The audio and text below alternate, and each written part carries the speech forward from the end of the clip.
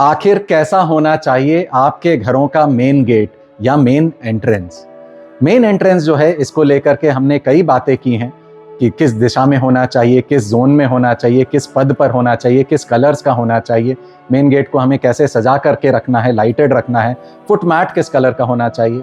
पर फिर भी कुछ छोटी छोटी चीज़ें ऐसी है जो हम जाने अनजाने में इग्नोर कर देते हैं और जिसकी वजह से हमारे अच्छे पदों पर बनाया हुआ मेन गेट या मेन एंट्रेंस भी कई बार नकारात्मक ऊर्जा का सोर्स बन जाता है। हमें एक पॉजिटिव वाइब्स नहीं मिलती है पॉजिटिव मेन एंट्रेंसेस से भी।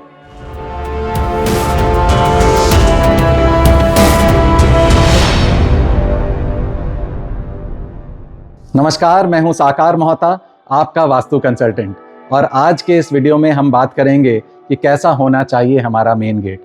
मेन गेट से एसोसिएटेड जो मेन इंपॉर्टेंट बातें हैं कि किस पद पर होने चाहिए, किस जोन में होने चाहिए, कैसे कलर्स के होने चाहिए, सुंदर रखना है हमें मेन गेट्स को, ये सब कुछ हम करते हैं और फिर भी हमें एक पॉजिटिव गेट का, पॉजिटिव एंट्रेंस के इफेक्ट्स नहीं मिलते हैं। इसके पीछे ये छोटी छोटी बातें जो हैं कई बार रिस्पॉन्सिबल होती हैं। तो सबसे पहली बात, जिसे हम द्वार भेद कहते हैं, इसको समझते हैं कि आखिर ये द्वार भेद क्या है। हमारे मेन एंट्रेंसेस के ठीक सामने किसी ऑब्स्ट्रक्शन के आ जाने को हम द्वार भेद कहते हैं।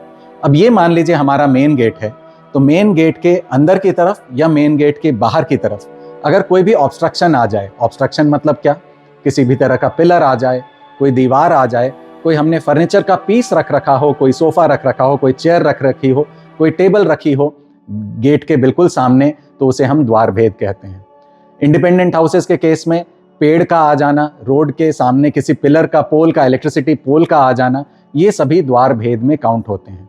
किसी भी तरह के गड्ढे का आ जाना, सामने कोई कीचड़ का पडल आ जाना, कीचड़ का कोई गड्ढा आ जाना, यह भी द्वार भेद में काउंट होता है। तो किसी भी तरह के ऑब्स्ट्रक्शन का आना दरवाजे के अंदर या दरवाजे के बाहर, यह एक द्वार भेद है। अब अगला सवाल यह उठता है कि आखिर कितनी दूरी तक यह ऑब्स्ट्रक्शन नहीं आने चाहिए, कितनी दूरी तक कोई भी गड्ढा, कोई भी पिलर, कोई भी दीवार या कोई भी दूसरा द्वार नहीं आना चाहिए।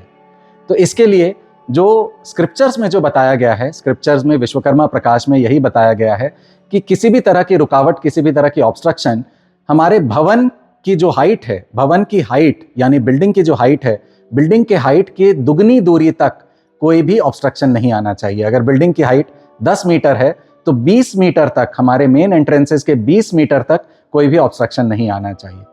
पर इसको फॉलो करना आज के डेट में शायद संभव नहीं है, क्योंकि बहुत लंबे लंबे इमारत बन रहे हैं, बिल्डिंग्स हमारी 25 फ्लोर्स, 50 फ्लोर्स की बिल्डिंग्स बन रही हैं।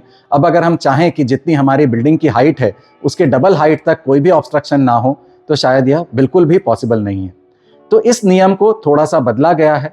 बदल करके इस नियम को ऐसा कहा गया है कि हमारे दरवाजे की जो चौड़ाई है, जो हमारे दरवाजे की चौड़ाई मान लीजिए 4 फीट है, तो दरवाजे की चौड़ाई के डबल दूरी तक कोई भी ऑब्स्ट्रक्शन नहीं आना चाहिए। अब इसके पीछे लॉजिक क्या है?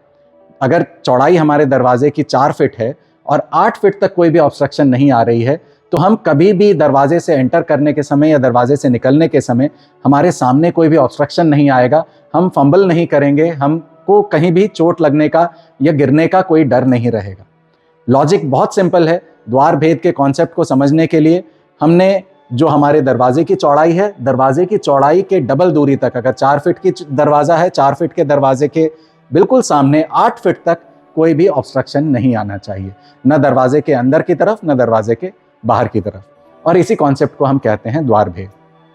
कई लोग यह पूछेंगे कि हमारे तो दरवाजे के बिल्कुल सामने एक फोयर एरिया है और फोयर एरिया में हमारे बिल्कुल सामने एक दीवार आ जाती है, तो यह जरूर कोशिश करें, अगर 8 फीट तक दोनों साइड में आपको ओपन स्पेस नहीं मिल पा रहा है, तो एटलीस्ट जिस साइड दरवाजा खुलता है, दरवाजा अगर अंदर की तरफ खुल रहा है, तो अंदर की तरफ में कम से कम 8 फीट की दूरी हो, दरवाजे के विड्थ के, दरवाजे के चौड़ाई के डबल दूरी तक कोई भी ऑब्स्ट्रक्शन नहीं आ रहा हो। यह जरूर मेक श्योर करें कि आपके घरों का जो मेन गेट है उसमें इस तरह का द्वार भेद ना हो। दूसरे कॉन्सेप्ट पे आते हैं। अगेन विश्वकर्मा प्रकाश में दरवाजे की हाइट को लेकर के क्या कहा गया है? दरवाजे की हाइट को लेकर के एक बहुत ही क्लियर कॉन्सेप्ट बताया गया है कि हमारे जो दरवाजे की जो हाइट है वह दरवाजे की चौड़ाई से कम डबल होनी चाहिए। यानी अगर हमारे दरवाजे की चौड़ाई 3 फीट है, तो हमारे दरवाजे की जो हाइट है वह कम से कम 6 फुट होनी चाहिए। अगर दरवाजे की चौड़ाई 4 फुट है, तो दरवाजे की हाइट जो है कम से कम 8 फुट होनी चाहिए। तो यह भी कॉन्सेप्ट विश्वकर्मा प्रकाश में बताया गया है और कई बार हम इसको इग्नोर कर देते हैं। हम बड़े बड़े डोर्स बनाते हैं, इतने बड़े डोर्स बनाते हैं, 7 फीट 8 फीट के डोर्स बनाते हैं, पर हाइट में उन डोर्स की हाइट हमारी कम रहती है, वो 10 फीट ही हाइट रहती है। 7 फीट चौड़ा डोर और 8 फीट की हाइट या 10 फीट की हाइट।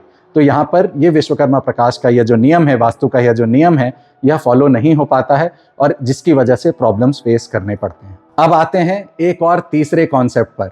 तीसरा कॉन्सेप्ट है कि दरवाज़ा हमारा किस तरफ खुलना चाहिए। दरवाज़ा राइट हैंडेड होना चाहिए या लेफ्ट हैंडेड होना चाहिए? क्या इसके लिए भी कोई नियम है? जी हाँ, इसके लिए भी नियम बताया गया है और नियम यह है कि दरवाजे जो हैं हमारे वो राइट हैंडेड खुलने चाहिए। अब राइट हैंडेड का मतलब क्या है?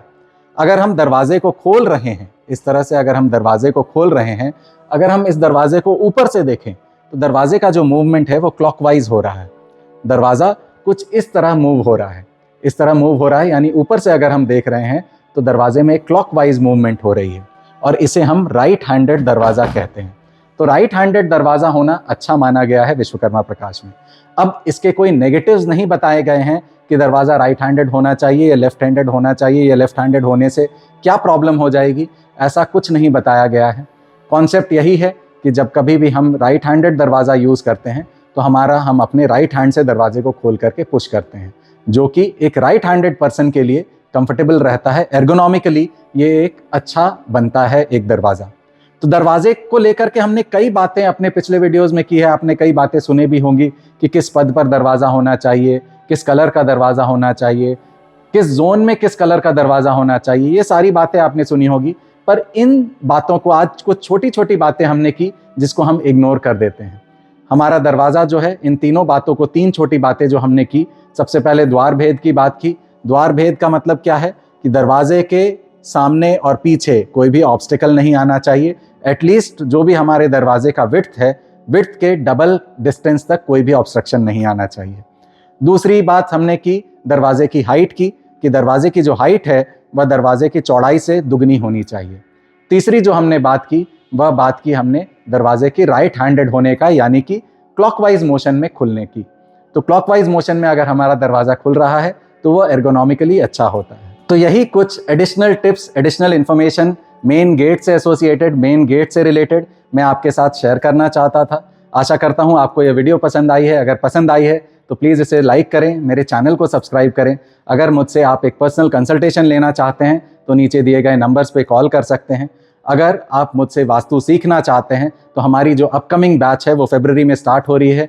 14 फरवरी से वास्तु की क्लासेस चालू हो रही हैं, उसको आप ज्वाइन कर सकते हैं। अगेन, ज्वाइन करने के लिए आप नीचे दिए गए नंबर्स पे कॉल कर सकते हैं। Thank you so much. क्या आप लाइफ में स्टक महसूस कर रहे हैं? क्या बहुत मेहनत करने के बाद भी आपको लाइफ में रिजल्ट्स नहीं मिल रहे हैं? तो हो सकता है कहीं ना कहीं आपके प्रेमाइसेस का वास्तु आपको इम्पैक्ट कर रहा है। नमस्कार, मैं हूं साकार मोहता, आपका वास्तु कंसल्टेंट एंड कोच। मैं आप लोगों के लिए लेके आया हूं एक प्रोफेशनल वास्तु कोर्स, जिसमें हम सीखेंगे 5 तत्वों को, 45 देवताओं को और 16 दिशाओं को अपने घरों में, अपने ऑफिसेज में कैसे बैलेंस करना है। तो इस प्रोफेशनल वास्तु कोर्स को करके आप ना सिर्फ अपने लाइव्स को एनहांस कर सकते हैं, बल्कि एक प्रोफेशनल कंसल्टेंट बन के आप लाखों लोगों को हेल्प कर सकते हैं और नेम, फेम एंड सक्सेस कमा सकते हैं। तो देर किस बात की, अभी कॉल करें और रजिस्टर करें मेरे प्रोफेशनल सक्सेस वास्तु कोर्स को।